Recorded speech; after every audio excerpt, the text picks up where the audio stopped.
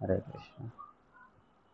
শ্রী কৃষ্ণ ভক্তমণ্ডলী, সকলের চরণে আমার দণ্ডবত প্রণতি জ্ঞাপন করছি। হরে কৃষ্ণ।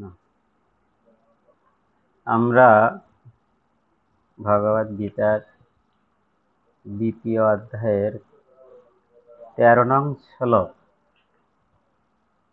অর্ধেক আমরা পাঠ করেছিলাম। সেখান থেকে আমরা অনেক কিছু জানতে পেরেছিলাম যা আগে আমাদের জানা ছিল না।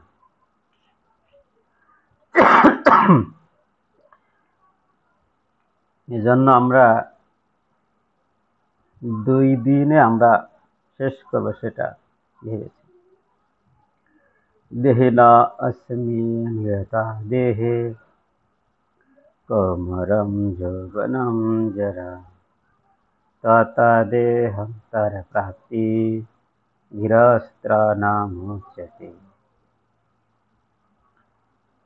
দেহি আত্মার দেহ যেভাবে কৌমার থেকে যৌবন ও জরার মাধ্যমে তার রূপ পরিবর্তন করে চলে, মৃত্যুকালে তেমনি ওই আত্মা এক দেহ থেকে অন্য দেহে আরেকটি দেহে দেহান্তরিত হয়।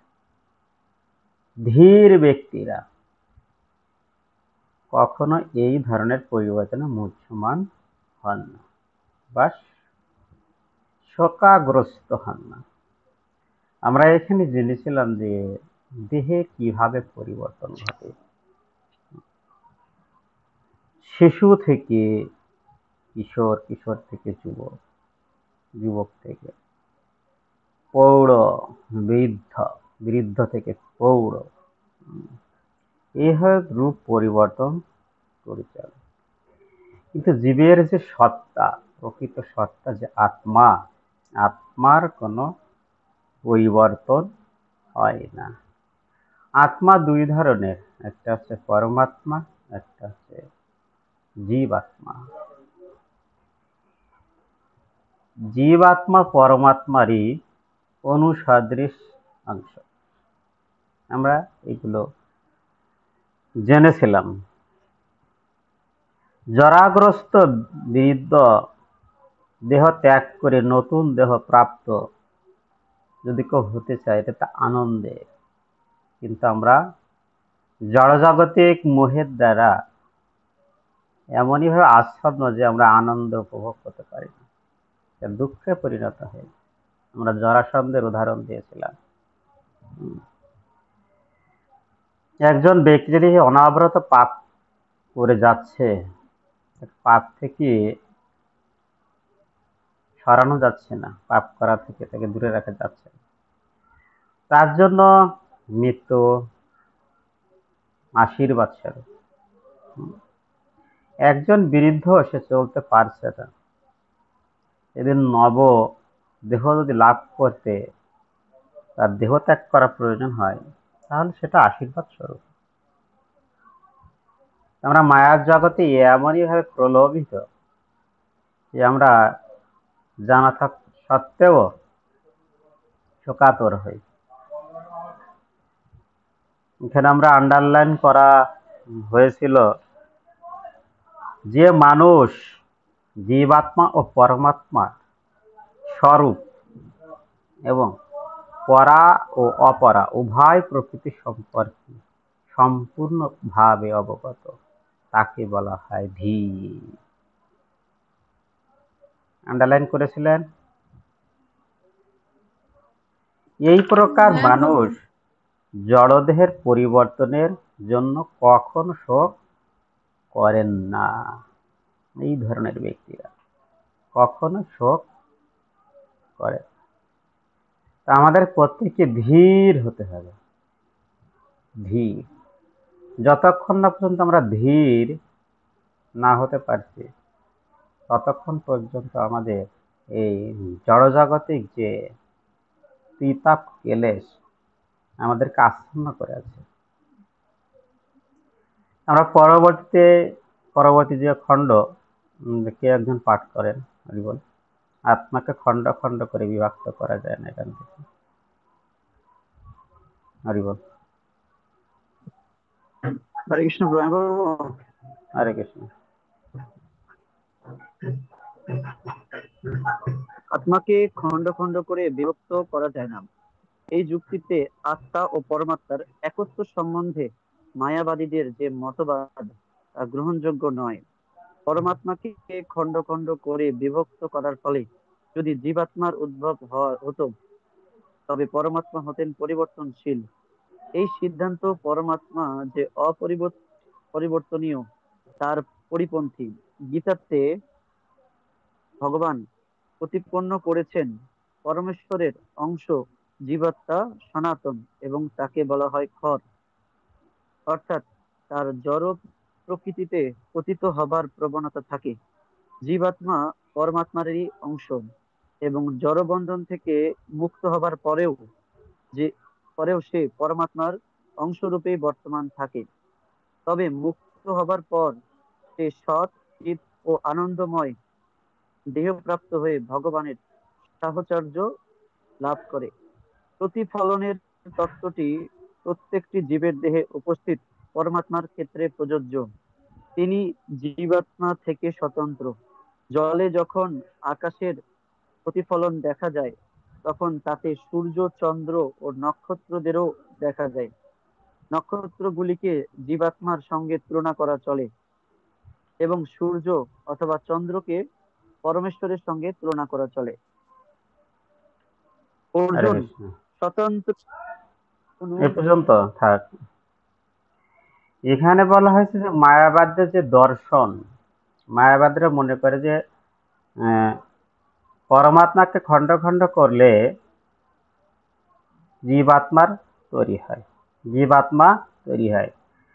কিন্তু এই এই সিদ্ধান্ত যদি আমরা যদি যাই মায়াবাদদের, সেই ক্ষেত্রে দেখা যায় যে পরমাত্মাকে খণ্ড খণ্ড করলে পরমাত্মার পরিবর্তন আসবে। কিন্তু ভগবান শ্রীকৃষ্ণ বলছেন পরমাত্মার কোনো পরিবর্তন হয় না। অর্থাৎ মায়াবাদদের যে সিদ্ধান্ত সেটা খণ্ডিত হয় যখন পরমাত্মার কোনো পরিবর্তন হচ্ছে না। তাই আমরা মায়াবাদ যে কি এটা কিন্তু আমরা বুঝতে পারলাম এখান থেকে, যে মায়াবাদ কি, তাদের মতবাদ থেকে। তারাই একসময় মুক্তির পরে তারা ভাবে যে ভগবানের সাথে মিলিত হয়ে যাবে, পরমাত্মা জীবাত্মা এটা ভগবানের সাথে মিলিত হয়ে তারা ভগবানের সাথে ভগবান হয়ে যায় তারা। এটা হচ্ছে মায়াবাদদের যুক্তি। কিন্তু শ্রীল প্রভুপাদ মায়াবাদদের যুক্তি খণ্ডন করেছেন। যদি মায়াবাদদের মতবাদী যদি এই হয় পরমাত্মাকে খণ্ড খণ্ড বিভক্ত করার ফলে জীবাত্মার উদ্ভব হয়েছে, তাহলে পরমাত্মার পরিবর্তন অবশ্যই ঘটবে। এই ক্ষেত্রে দেখা যায় যে মায়াবাদদের যুক্তি খণ্ডন করেছেন প্রভুপাদ। অর্থাৎ পরমাত্মার কোনো পরিবর্তন হয় না, জীবাত্মা পরমাত্মারই অংশ। এখানে ব্রহ্ম, জীবাত্মা আর পরমাত্মা। ব্রহ্মতে সৎ আছে, স দন্ত স দ, সদ আছে। আত্মাতে সদ ও চিত আছে। আর জীবাত্মাতে সদ, চিত আর আনন্দ তিনটি বর্তমান আছে। ভালো করে খেয়াল করতে হবে। ব্রহ্ম, পরমাত্মা, জীবাত্মা। ব্রহ্মতে আছে শুধুমাত্র সদ, পরমাত্মাতে আছে সদ আর চিত, আর জীবাত্মাতে সদ, চিত আর আনন্দ। আমরা জীবাত্মা, হরি বল। পরমাত্মা ভিতরে আনন্দ নেই। পরমাত্মা জীবাত্মাকে আনন্দ দান করতে পারে, নিজে আনন্দিত হতে পারে। ব্রহ্মতে আনন্দ নেই, চিত নেই, আর জীবাত্মাতে সদ, চিত, আনন্দ সব কয়টি তিনটি উপাদানই আছে। এখন কথা হচ্ছে, আমরা যদি জীবাত্মা মধ্যে যদি সচিত আনন্দ যদি থেকে থাকে, তাহলে আমরা আনন্দ পাই না কেন? আমরা আনন্দ পাই না কেন? জীবাত্মা জড়জগতে পতিত হওয়ার ফলে সেই আনন্দটা হারিয়ে গেছে, আনন্দ ভুলে গেছে। সচিত সামান্য স্ফুলিঙ্গের মতো আছে, যা থেকে সে শুধুমাত্র জীবিতই আছে, সেই গুণগুলো সে হারিয়ে ফেলেছে। সেইগুলো যখন এখানে বলা হয়েছে যে আত্মাকে খণ্ড খণ্ড করে বিভক্ত করা যায় না, এই যুক্তিতে আত্মা ও পরমাত্মার একাত্ম সম্বন্ধে মায়াবাদদের যে মতবাদ তা গ্রহণযোগ্য নয়। পরমাত্মাকে খণ্ড খণ্ড করে বিভক্ত করার ফলে যদি জীবাত্মার উদ্ভব হতো, তবে পরমাত্মা হতেন পরিবর্তনশীল। এই সিদ্ধান্ত পরমাত্মা যে অপরিবর্তনীয় তার পরিপন্থী। গীতাতে ভগবান প্রতিপন্ন করেছেন পরমেশ্বর এর অংশ জীবাত্মা, সনাতন, যার কোনো ধ্বংস নেই, এবং তাকে বলা হয় ক্ষর, অর্থাৎ তার জড়জগতে পতিত হবার প্রবণতা থাকে। এজন্য জীবাত্মাকে ক্ষর বলা হয়েছে। জীবাত্মা পরমাত্মারই অংশ এবং জড়বন্ধন থেকে মুক্ত হবার পরে সে পরমাত্মার অংশরূপে বর্তমান থাকে। জড়বন্ধন থেকে মুক্ত হওয়ার পরে, জীবাত্মা জড়বন্ধন থেকে মুক্ত হওয়ার পরে সে পরমাত্মার অংশরূপেই বর্তমান থাকে, তার কোনো পরিবর্তন। তাহলে আমরা যে জড়বন্ধের আবদ্ধ, মুক্ত নয়, এজন্য আমাদের চিত আর আনন্দ, এই দুইটি জিনিস আমাদের নেই। নেই বলতে আছে সুপ্ত অবস্থায়, এজন্য আমরা আনন্দ পাচ্ছি না, ভগবান এর সেবা করেও আনন্দ পাচ্ছি না। তবে মুক্ত হওয়ার পরে এই জীবাত্মা সৎ, চিত ও আনন্দময় দেহ প্রাপ্ত হয়ে ভগবানের সাহচর্য লাভ করে, তখন সে আনন্দ লাভ করে। প্রতিফলনের তত্ত্বটি হরিবল বুঝেছি, কিন্তু মানে সদ আর চিত, চিত মানে চিৎকণা, পরম জীবাত্মা যে অংশ। সদ হচ্ছে ব্রহ্ম জ্যোতি, যেটা ব্রহ্ম, জীবকে ব্রহ্ম বলা হয়, সেটা হচ্ছে সদ, একটা গুণ যার কোনো ধ্বংস নেই। সেটা প্রতিফলনের তত্ত্বটি প্রতিটি জীবের দেহে উপস্থিত উপস্থিত পরমাত্মার ক্ষেত্রে প্রযোজ্য। তিনি জীবাত্মা থেকে স্বতন্ত্র। জলে যখন আকাশের প্রতিফলন দেখা যায়, তখন তাতে সূর্য, চন্দ্র, নক্ষত্রগুলো দেখা যায়। এই নক্ষত্রগুলিকে জীবাত্মার সঙ্গে তুলনা করা চলে।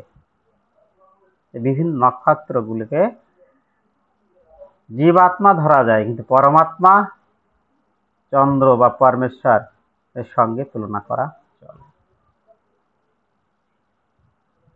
অর্জুন স্বতন্ত্র অনু চৈতন্য বিশিষ্ট জীবাত্মা।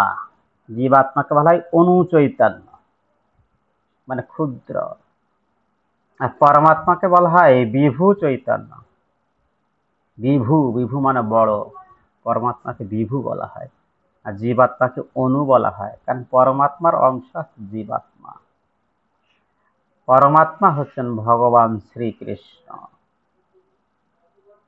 জীবাত্মা ও পরমাত্মা সমপর্যায়ভুক্ত নয়, কারণ একজন ভগবান আর একজন তার দাস, ভগবানের দাস।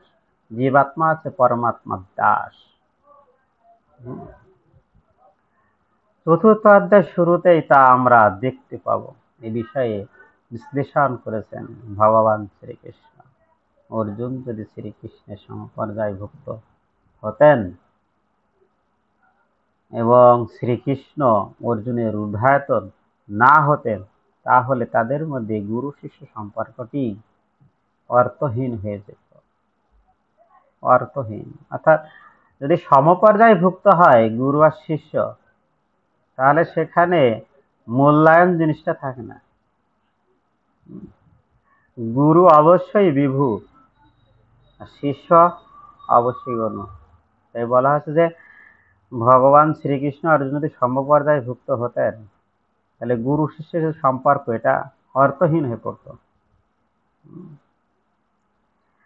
তারা দুজনেই যদি মায়ার দ্বারা মোহাচ্ছন্ন হতেন, তাহলে একজন উপদেষ্টা এবং অন্যজনকে উপদিষ্ট হওয়ার কোনো প্রয়োজন ছিল না। তাই এখানে যদি আমরা একটা উদাহরণ স্থাপন করি, যে আমরা এখন 10 জন আছি, সবারই হাত বাঁধা,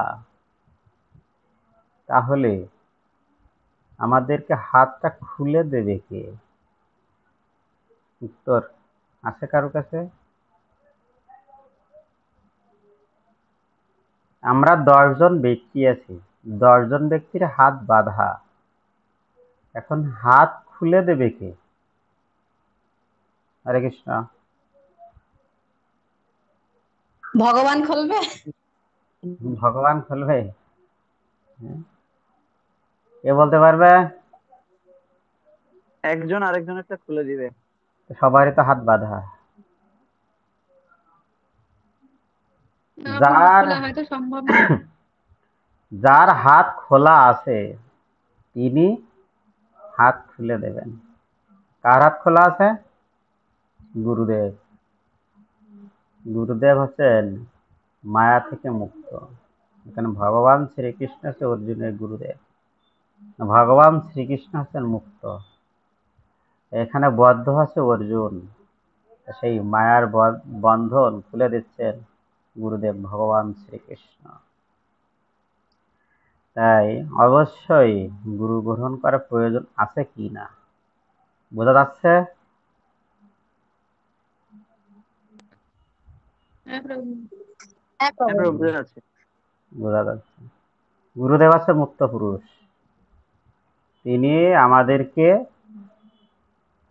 মুক্ত করেন, কারণ তিনি মুক্ত। যিনি মুক্ত আছেন তিনি যারা বন্ধনে আছেন তাদেরকে মুক্ত করে দেবেন, সহজ বিষয়। যার হাত খোলা আছে সে হাত খুলে দেবে অন্যদেরকে। এখন কথা হচ্ছে যে আমাদের সমাজে তথাকথিত যে সমস্ত গুরুদের দেখা যাচ্ছে তারা সংসারে আছে, সংসার থেকে তারাই মুক্ত নয়, তা আমাদের সংসার থেকে মুক্ত করবে কিভাবে? এরকম আছে কিনা? এরকম গুরুদেব হ্যাঁ আছে প্রভু, নাকি? তারা নিজেরাই সংসারী, এই ভব সংসার থেকে মুক্ত করবে কিভাবে? এই জন্য আমাদেরকে অবশ্যই গুরু গ্রহণের আগে গুরু চিনতে হবে, যিনি সংসারে মায়া সংসারে আছেন তিনি কিভাবে আর একজনকে মায়ার থেকে উদ্ধার করবেন। একদম জাগতিক যে সমস্ত গুরু আছে তাদের সংস্পর্শে আমাদের যাওয়া উচিত নয়। এজন্য গুরুকে আগে চিনতে হবে যে কি গুরু। অর্জুন ভগবান শ্রীকৃষ্ণ যে তার গুরু হওয়ার যোগ্য,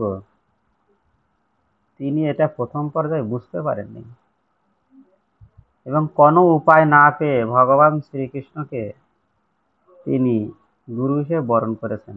আর যখনই গুরু হিসেবে বরণ করেছেন তখনই ভগবান শ্রীকৃষ্ণ জ্ঞান দান করা শুরু করেছেন।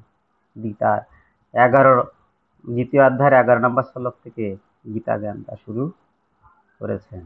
তখন অর্জুনকে চতুর্থ অধ্যায় যে ভগবান শ্রীকৃষ্ণ গুরুকে কিভাবে সেবা করতে হয় সেই বিষয়ে জ্ঞান দেন।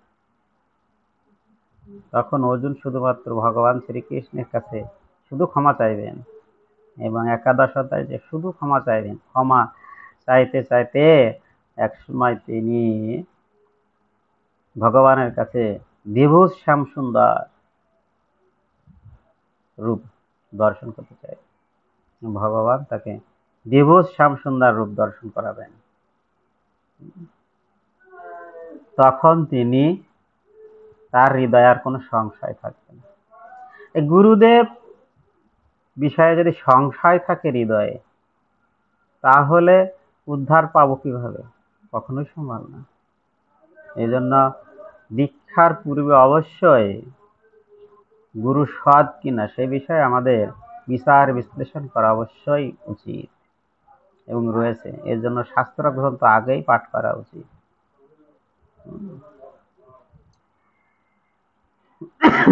জীবাত্মা ও পরমাত্মা সমপর্যায় ভুক্ত কখনোই নয়।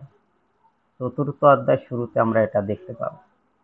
অর্জুন যদি শ্রীকৃষ্ণের সমপর্যায় ভুক্ত হতেন এবং শ্রীকৃষ্ণ অর্জুনের উদ্ধায়ত না হতেন, তাহলে তাদের মধ্যে গুরু শিষ্য সম্পর্কটাই অর্থহীন হয়ে পড়ত। এখানে আমরা অনেক তথাকথিত গুরুদেব দেখতে পাই, তারা 4টি নিয়ম পালন করে না এবং শিষ্যদের কখনোই তারা বলে না যে তোমাদের 4টি নিয়ম পালন করা উচিত। যদিও দেখা যায় তারা আমিষটা বর্জন করেছে গুরুদেব, কিন্তু শিষ্যদেরকে কখনোই বলেন না আমিষ ত্যাগ করার কথা। এরকম আছে কিনা আমাদের কুলগুরু? হ্যাঁ অনেক প্রভু, সময় আমার গুরুদেব এদিক থেকে শুধু আমাদের শুধু বলে সপ্তাহে একদিন শুধু কার কথা। এদিক থেকে আমাদের স্বতন্ত্র, মানে আমরা এখন বুঝতে পারছি যে প্রভুপাদ বা ইসকন আসার পরে আমরা বুঝতে পারছি না গুরু কাকে বলে, সদ্গুরু কাকে বলে। এখনো এরকম গুরু আছে। সেদিক থেকে আমাদের সবসময় সাবধান থাকতে হবে, আমরা যেন কখনোই মায়ার দ্বারা প্রভাবিত না হয়। তারা দুজনেই যদি মায়ার দ্বারা মোচন হতেন, তাহলে একজন উপদেষ্টার কাজ কি? হরে কৃষ্ণ, উপদেষ্টার কাজ কি? উপদেশ দেওয়া। হরে কৃষ্ণ প্রভু, উপদেশ দেওয়া। উপদেশ দেওয়া, পরামর্শ দান করা। আর একজন উপদিষ্ট, অর্থাৎ যিনি উপদেশ গ্রহণ করেন। গুরুদেব উপদেশ দেন, আর যিনি শিষ্য তিনি উপদেশ গ্রহণ করে সেই অনুসারে সেবা করেন। এই প্রকার উপদেশ অর্থহীন হয়ে পড়ে যখন গুরু আর শিষ্য সমপর্যায় হয়, তখন উপদেশ কি হয়? অর্থহীন হয়ে পড়ে। কারণ মায়ার দ্বারা কবলিত কেউ প্রামাণিক উপদেষ্টা হতে পারে না। মায়ার দ্বারা কবলিত কোনো ব্যক্তি কখনো উপদেষ্টা হতে পারে না। এই অবস্থা এটি অনস্বীকার্য যে শ্রীকৃষ্ণ জীবের ঊর্ধ্বতন পরমেশ্বর ভগবান, আর অর্জুন মায়ার দ্বারা মোহিত বিস্মরণশীল আত্মা। এই ক্ষেত্রে আমরা গুরুত্বটা আমরা বুঝতে পারি। ভগবান শ্রীকৃষ্ণ অর্জুনকে প্রথমেই গুরুর গুরুত্বটা কি সে বিষয়ে জ্ঞান দান করেছেন। তাই প্রথমে যখন কোনো কেউ ভক্তিপথে আসবে বা আসতে চায়, তখন গুরু বিষয়ে আগে জানা উচিত। গুরুদেব কি, সদ্গুরু কি,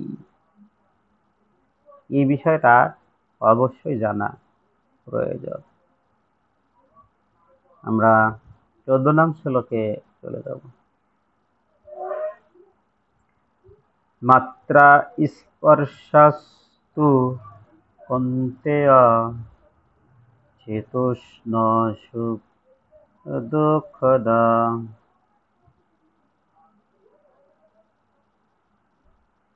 আগাম অপায়ীন অনিত্য তাঞ্চিতিকিৎসা ভারত।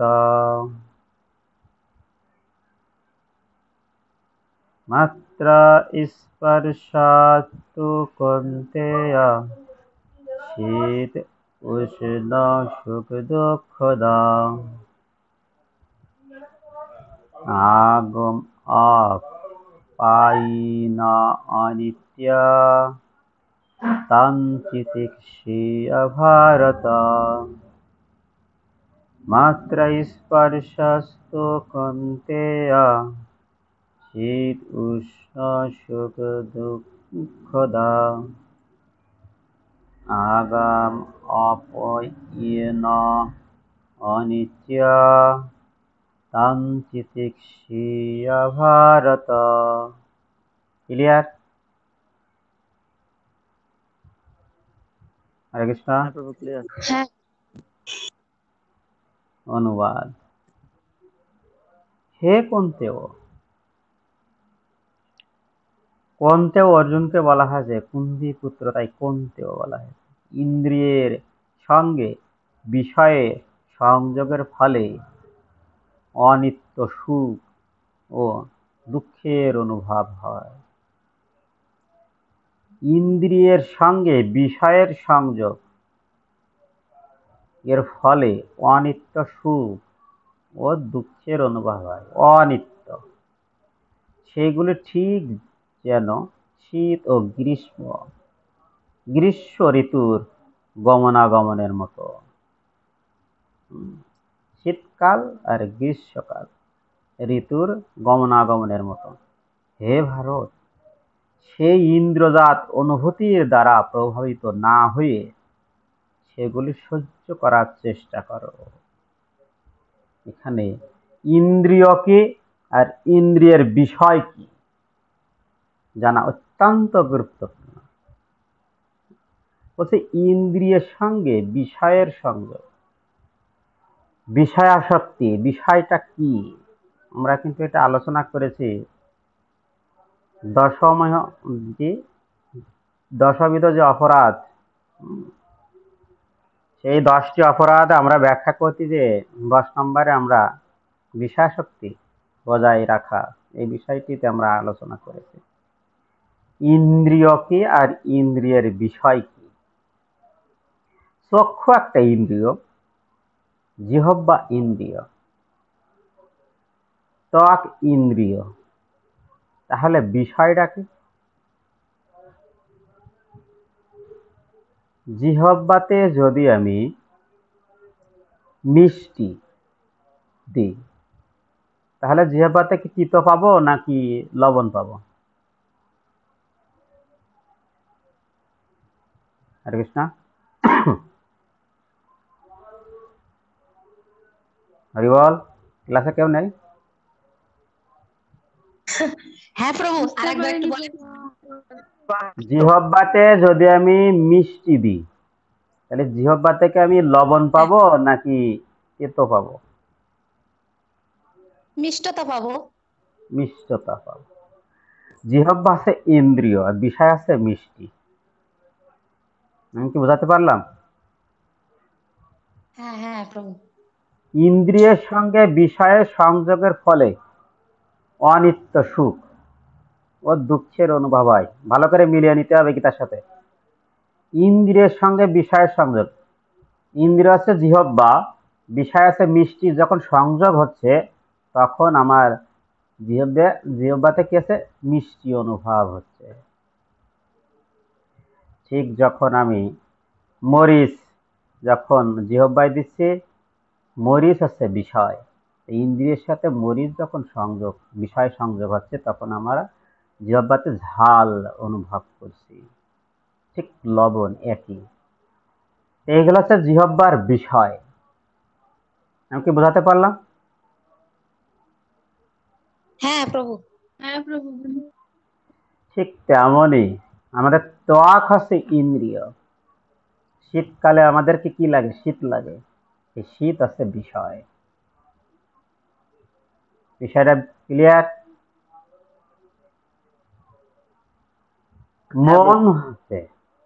মন হচ্ছে ইন্দ্রিয়। যখন আমরা হরে কৃষ্ণ প্রভু, ত্বক হরি বল। বলছেন বিষয়, ত্বকটা ইন্দ্রিয় না? আর ত্বক ইন্দ্রিয়ের ইন্দ্রিয়, বিষয়। শীত হ্যাঁ, শীতকাল, এই শীত আবহাওয়াটা আছে বিষয়। আচ্ছা আচ্ছা। ইন্দ্রিয়ের সাথে যখন বিষয়ের সংযোগ ঘটে তখন আমরা এই শীত অনুভব করি।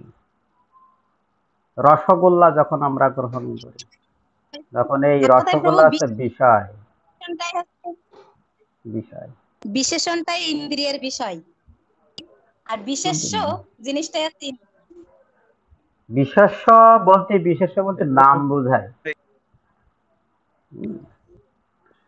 এখানে বস্তুকে নির্দেশ করা হয়। আর একটা উদাহরণ দিলে ক্লিয়ার হবে। আমরা দুর্গা পূজাতে নতুন পোশাক পরিধান করি। যখন নতুন পোশাক পরিধান করি তখন আমাদের মনটা যেন আনন্দ আনন্দ ভাব আসে কিনা, ভালো লাগে। এই হ্যাঁ যে ভালো লাগা, হ্যাঁ এই আনন্দটা হচ্ছে বিষয়, ইন্দ্রিয়ের বিষয়। না, ভালো লাগাটা ইন্দ্রিয়ের বিষয় না।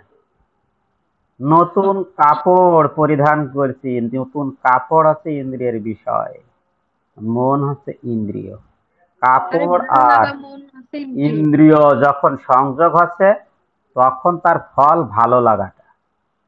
ভালো করে বুঝতে হবে, ইন্দ্রিয় প্লাস বিষয় সমান সমান সমান আছে ফলাফল। তাহলে কি, ইন্দ্রিয় জিহ্বা, বিষয় হচ্ছে মিষ্টি, মিষ্টি বস্তুটা, আর ফলাফল মিষ্টতা। জিহ্বা অনুভব করেছে মিষ্টি, জিহ্বা যদি মিষ্টি লাগে তখন ভালো লাগে, এই ভালো লাগাটা হচ্ছে ফলাফল। ইন্দ্রিয় আর বিষয় সংযোগের পরে যে ভালো লাগা, যে অনুভবটা হয়, এটা হচ্ছে ফলাফল। আর যে অনিত্য সুখের কথা বলা হয়েছে, যতক্ষণ পর্যন্ত জিহ্বাতে এই মিষ্টি থাকবে তত তত সময় পর্যন্ত কিন্তু মিষ্টতা লাগবে, তারপরে কিন্তু নাই। তাই বলা হচ্ছে অনিত্য। যখনই দুর্গা পুজো 5 দিন থাকবে, এই সময় যে আনন্দ অনুভব হবে মনে, দুর্গা পুজো চলে গেলে সে আনন্দ অনুভব হবে। একই যা কাপড় আমি পরতেছি, পরিধান করছি, সে অনুভব কি আসবে না জীবন? প্রভু।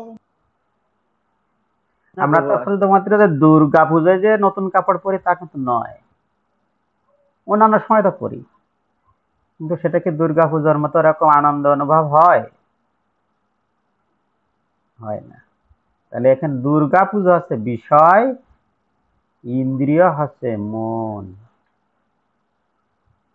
বিষয়টাকে বুঝাতে পারলাম? প্রভু আমরা 1000 টাকার শাড়িতেও আমরা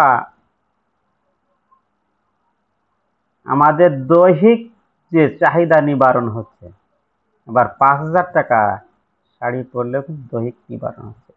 কিন্তু 5000 টাকা শাড়ি পরলে যেন কেমন একটা আলাদা একটা ভাব আসে, যে আমি এই 5000 টাকা শাড়ি পরেছি, আমাকে খুব ভালো দেখা যাচ্ছে।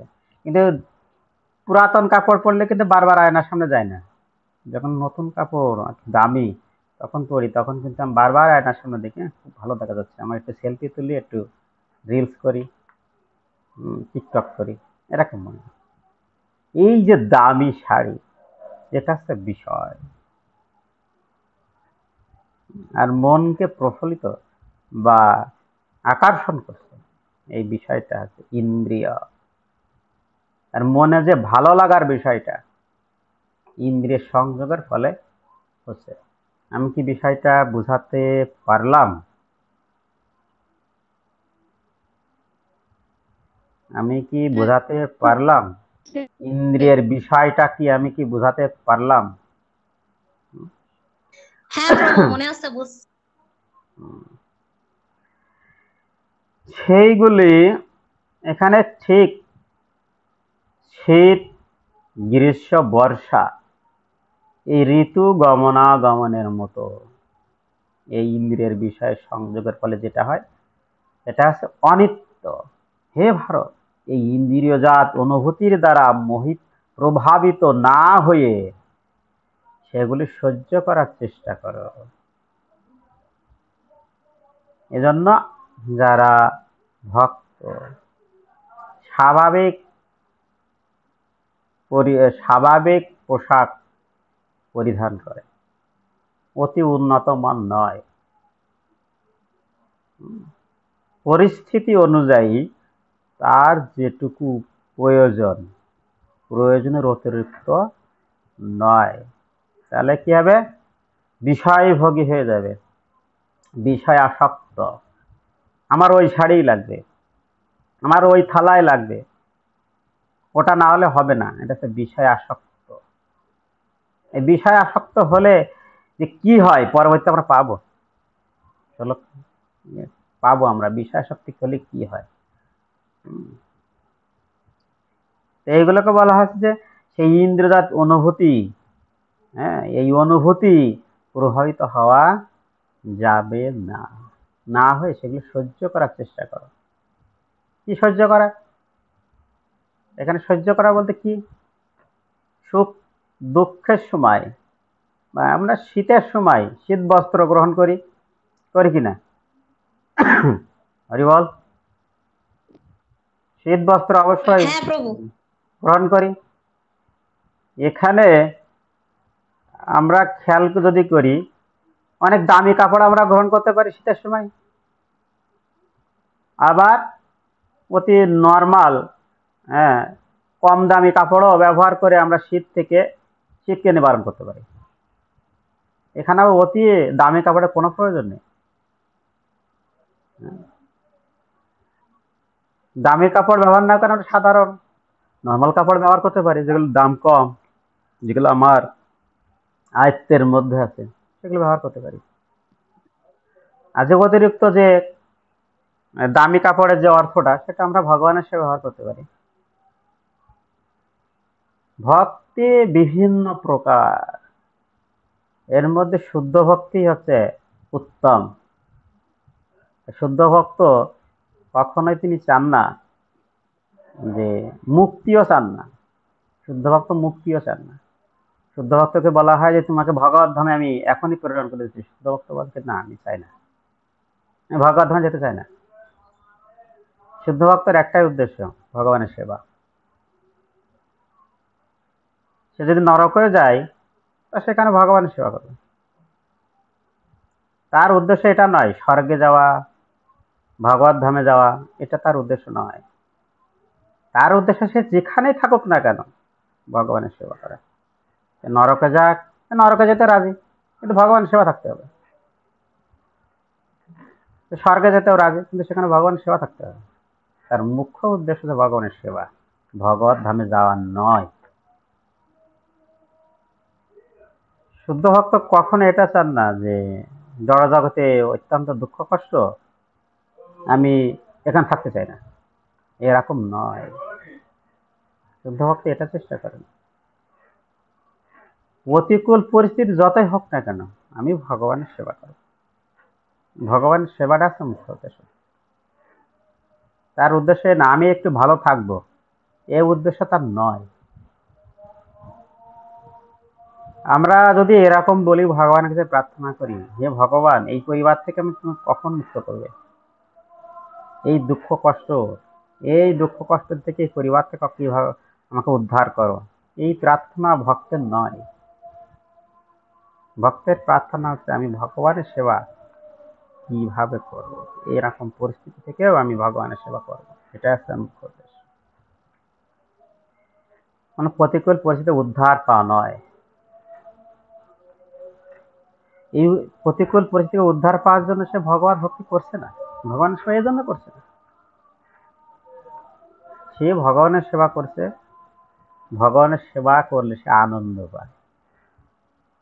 তাই সে যে স্থানে হোক না, নরক হোক, স্বর্গ হোক বা বৈকুণ্ঠ হোক, স্থান তার কাছে বিষয় না। বিষয় হচ্ছে তার ভগবানের সেবাই হচ্ছে মূল উদ্দেশ্য। বিষয়টাকে বোঝাতে পারলাম?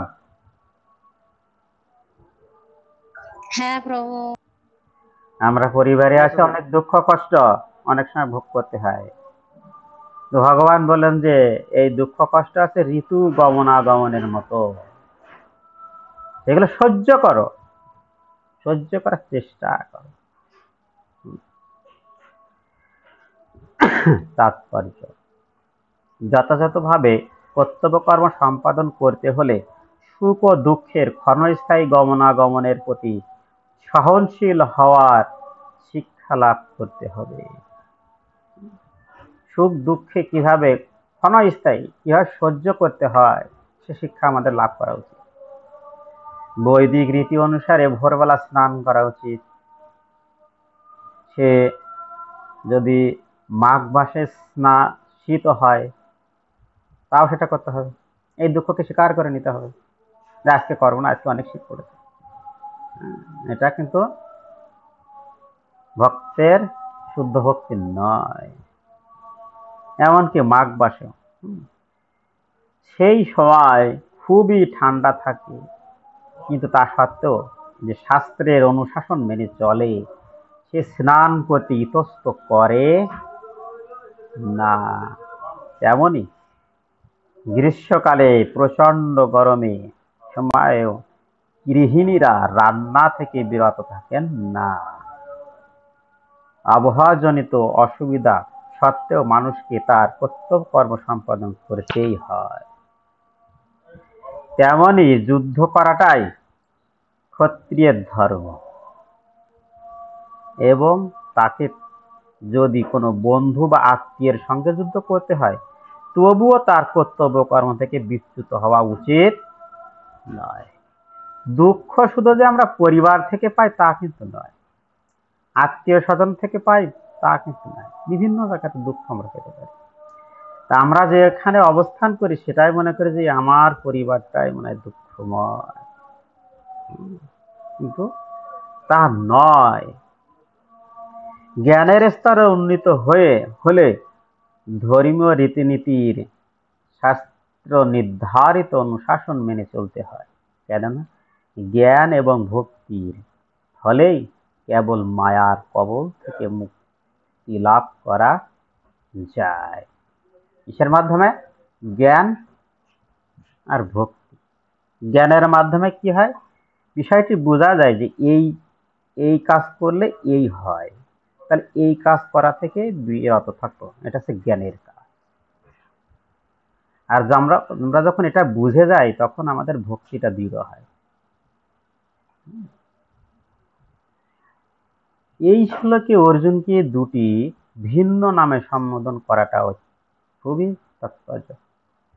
তাকে কন্তেও বলে সম্বোধন করার মাধ্যমে তার মাতৃকুলের মহান রক্তের সম্পর্কিত সূচিত করে এবং ভারত সম্বন্ধে সম্বোধন তার পিতৃকুলের মহত্বকে সূচিত করে। উভয় দিক থেকেই তিনি সুমহান বংশজাত ছিলেন। মহৎ বংশের ঐতিহ্য কর্তব্য কর্ম সম্পাদনের ক্ষেত্রে দায়িত্বশীল করে তোলে। বংশের যে মর্যাদা, এই মর্যাদা ব্যক্তিকে কর্তব্য কর্ম সম্পাদনে দৃঢ় করে তোলে। তাই তিনি যুদ্ধ এড়িয়ে যেতে পারেন না। আমরা যদি আমাদের ঐতিহ্য খেয়াল করি যে আমরা ভগবানের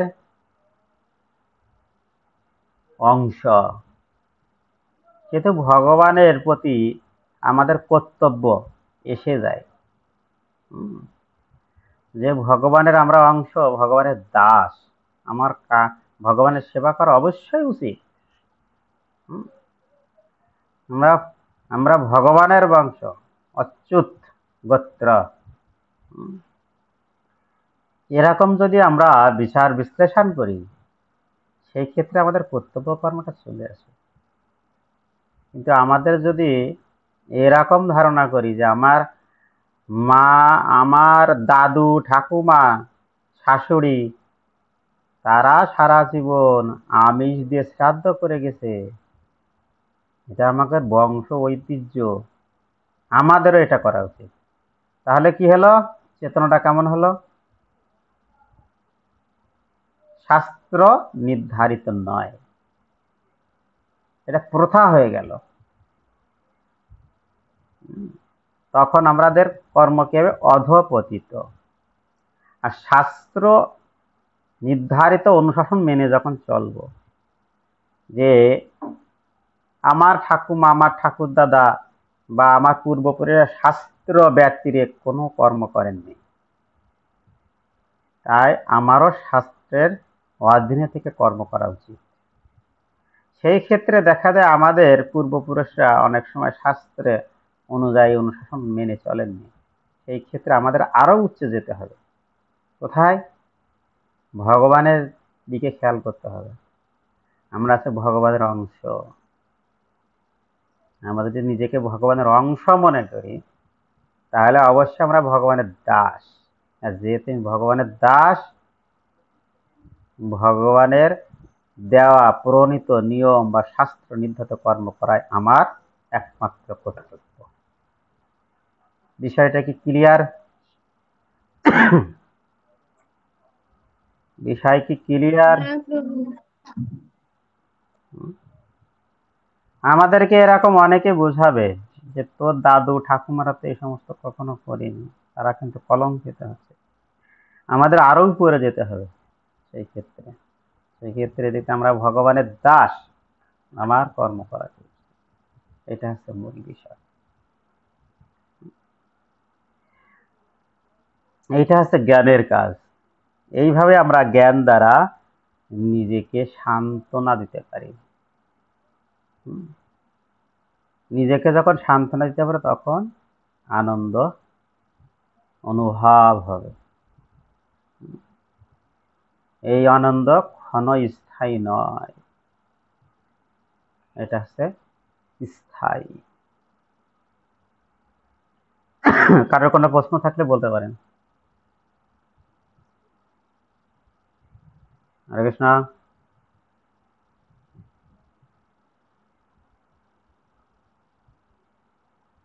হরি বল। নেই। কোনো প্রশ্ন নেই। আজকে আছে একাদশী। একাদশী এমনই একটা বস্তু যা পাপ ক্ষয় করে। আর একাদশী না থেকে এই দিনে যে পাপ হয়, এই পাপ ক্ষয় করার মতো কোনো ব্রত নেই। একাদশী পাপ ক্ষয় করে, কিন্তু একাদশী না থাকলে একাদশীর দিন যে পাপ হয়, এই পাপ খণ্ডানোর মতো কোনো ব্রত নেই। এমন কোনো ব্রত নয় যে একাদশীর দিনে যে পাপ হয়েছে সেটা খণ্ডানো যাবে। এরকম কোনো ব্রত করা হয়েছে আমাদের কোনো শাস্ত্র গ্রন্থ শুনেছেন কিনা? যে একাদশী দিনে পাপ হয়েছে সেই পাপ খণ্ডায় যায়, এমন কোনো ব্রত আছে কিনা? না প্রভু, শুনিনি তো। প্রিয়াঙ্কা মাতাজি শুনেছেন নাকি? না প্রভু, শুনিনি। শোনানি। এরকম কোনো ব্রত নেই যে একাদশীর দিনে পাপ হয়, এমন পাপ সেই পাপ ক্ষয় করবে। আমরা কিছুদিন জন্মাষ্টমীর উপবাস করলাম ভগবান শ্রীকৃষ্ণের জন্য, এতে অনেক পাপ ক্ষয় হয় এবং স্বীকৃতি অর্জন হয়। কিন্তু সেখানেও নেই যে একাদশীর দিনে যে পাপ, একাদশী না থাকলে যে পাপ হয় সেই পাপ ক্ষয় করে, এমন কোনো ব্রত নেই। তাই আমরা যত অসুস্থই থাকি না কেন, একাদশী বর্জন করা উচিত নয়। একাদশী অবশ্যই থাকতে হবে। ঠিক আছে, আজকে আমাদের ক্লাস এই পর্যন্ত স্থগিত। বঞ্ছা কল্পতরুভ্যশ্চ কৃপা সিন্ধুভ্যেব চ পতিতানাং পাবনানাং বৈষ্ণবেভ্যো নমঃ।